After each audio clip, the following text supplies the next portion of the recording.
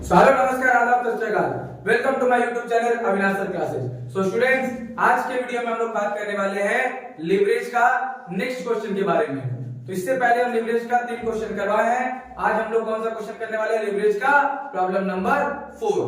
तो देखिए क्वेश्चन आप लोग का स्क्रीन पे शो हो रहा होगा।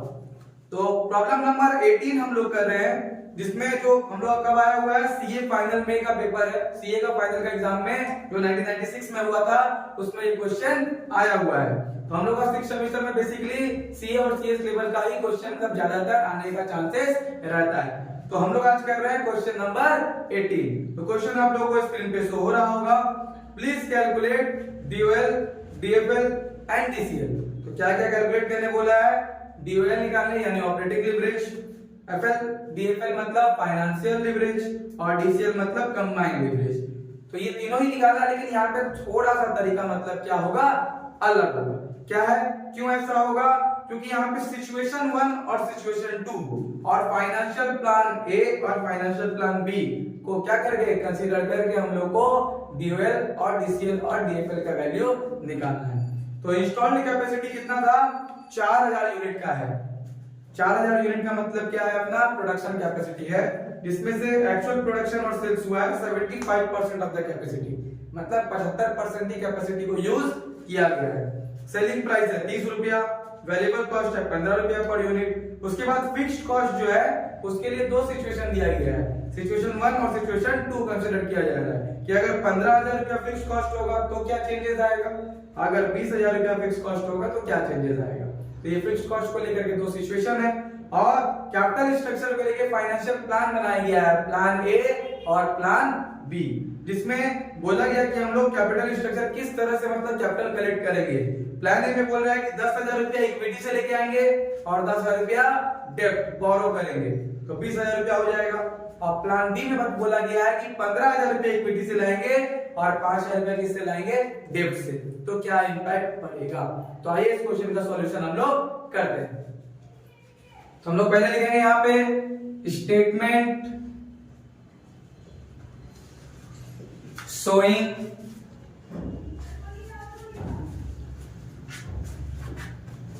Computation of leverage.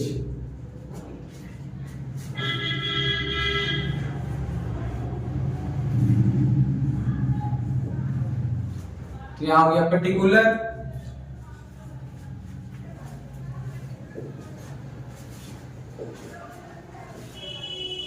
उसके बाद यहाँ पे हम लोग हो जाएगा सिचुएशन 1 और यहाँ पे हो जाएगा सिचुएशन 2। ये हो गया सिचुएशन 1 और ये हो गया सिचुएशन 2। अब फिर इसको भी हम लोग को 2 भाग में डिवाइड करना पड़ेगा। सिचुएशन ए में कितना तो प्लान है? Plan A, plan B. और सिचुएशन 2 में भी कितना है?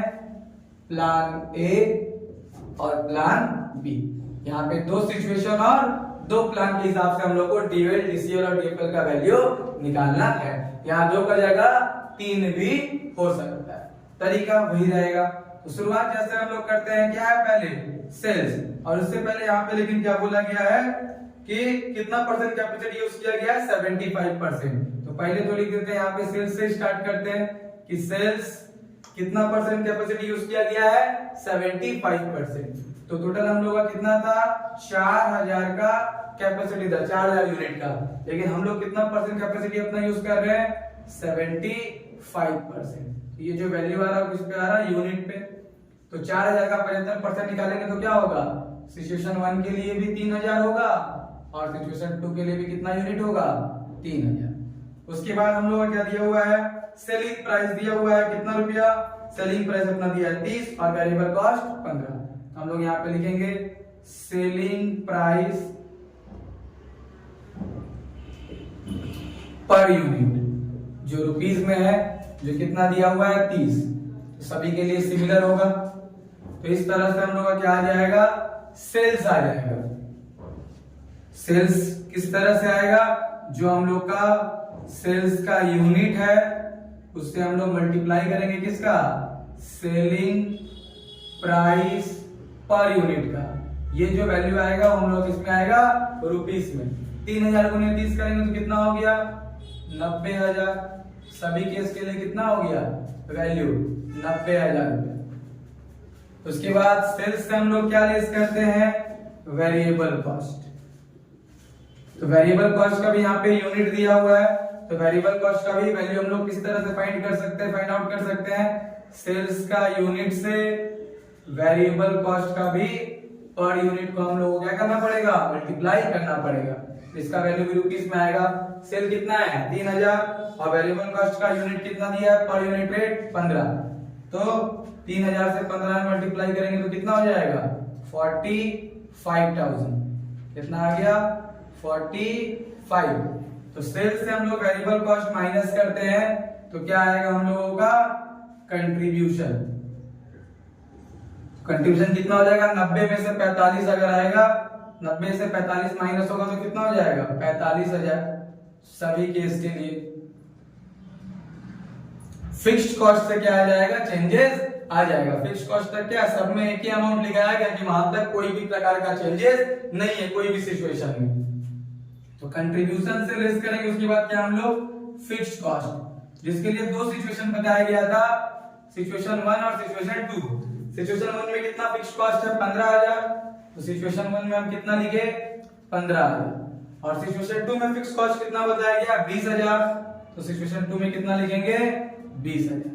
तो कंट्रीब्यूशन से फिक्स्ड कॉस्ट माइनस हो गया हम लोग का जो आता है उसको क्या बोलते हैं EBIT, earning before interest and tax. Earning before interest and tax कितना आया 45 में से 15 गया 30,000, इधर भी 30,000, यहाँ पे 25,000 और यहाँ भी 25,000। उसके बाद उससे हम लोग लेस क्या करते हैं इंटरेस्ट। इंटरेस्ट किसका पार्ट है वो डेब्ट का इंटरेस्ट है जो हम लोग कैपिटल स्ट्रक्चर के लिए जिसके लिए क्या बताया गया प्लान ए और प्लान बी। तो प्लान ए में कितना हम लोग का डेब्ट लिया गया था 10,000 का और डिवेंचर का जो परसेंटेज दिया हुआ है वो कितना परसेंट दिया हुआ है 20%। तो प्लान ए का हम लोग का डेब्ट कितना है 10,000, तो 10,000 का 20% निकालेंगे तो कितना होगा 2,000। फिर उसके बगल में क्या है प्लान बी। प्लान बी में हम लोग का डेब्ट कितना है 5,000, उसका 20% निकालेंगे तो कितना आएगा 1,000। सेम इसी तरह यहाँ भी प्लान ए में कितना का डेब्ट लिए 10,000, तो 10,000 का 20% 2,000। प्लान बी में कितना का डेब्ट लिया गया है 5,000, तो 5,000 का 20% कितना हो गया 1,000। तो EBIT से हम लोग इंटरेस्ट अगर माइनस करेंगे तो हम लोग क्या मिल जाएगा EBT का वैल्यू मिल जाएगा जो कितना है 28,000, 29,000, 23,000 और 24,000। उसके बाद टैक्स रेट का कोई बात ही नहीं किया, प्रेफरेंस डिविडेंड वगैरह नहीं दिया जो EPS तक हम लोग निकालेंगे और ना ही EPS यहाँ पे निकालने के लिए बोला गया था। अब हम लोग क्या निकालना है 3 चीज। पहले ऑपरेटिंग लिवरेज जिसका फॉर्मूला होता है कंट्रीब्यूशन डिवाइड बाय EBIT। फिर क्या निकालना है हम लोग को फाइनेंशियल लिवरेज जिसका फॉर्मूला होता है EBIT बाय EBT। उसके बाद हम लोग को निकालना है कंबाइंड लिवरेज जिसका फॉर्मूला होगा DOL इनटू DF। तो ये 3 वैल्यू हम लोग को क्या करना है अब फाइंड आउट करना है। तो हम लोग इसका वैल्यू क्या करते हैं फाइंड आउट करते हैं। तो क्या होगा सबसे पहले कंट्रीब्यूशन बाय EBIT का क्या आएगा DOL आएगा। तो कंट्रीब्यूशन पहला वाला केस में कितना है 45,000, उसका EBIT कितना है 30,000, तो कितना है डिवाइड करके 1.5। दूसरा वाला केस में भी कितना आएगा 1.5। तीसरा वाला केस में कितना आएगा 45,000 डिवाइड बाय 25,000, तो कितना आ गया 1.8। और फोर्थ नंबर केस में भी कितना आएगा 1.8। ये हम लोग क्या निकाल लिए अपना DOL यानी ऑपरेटिंग लिवरेज का वैल्यू। अब हम लोग क्या निकालेंगे फाइनेंशियल लिवरेज जिसका फॉर्मूला क्या होता है EBIT बाय EBT। तो EBIT हम लोग का पहला केस में कितना है EBIT है 30,000 और EBT कितना है 28,000, तो 30,000 डिवाइड बाय 28,000 तो कितना वैल्यू है 1.07। दूसरा केस में 30,000 डिवाइड बाय 29,000 तो आ गया वैल्यू 1.03। तीसरा केस में 25,000 डिवाइड बाई 23,000, तो वैल्यू आ गया 1.08, और 086 है तो हम लोग 1.09 भी ले सकते हैं। फोर्थ केस में कितना है 25,000 डिवाइड बाई 24,000, जो कितना आएगा 1.04।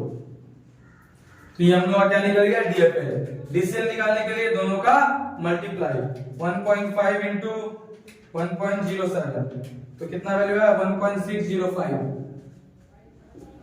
फिर 1.5 इंटू 1.03, तो वैल्यू है 1.545, फिर 1.8 इंटू 1.09, तो वैल्यू है 1.962, उसके बाद 1.8 इंटू 1.04, तो आएगा वैल्यू 1.872।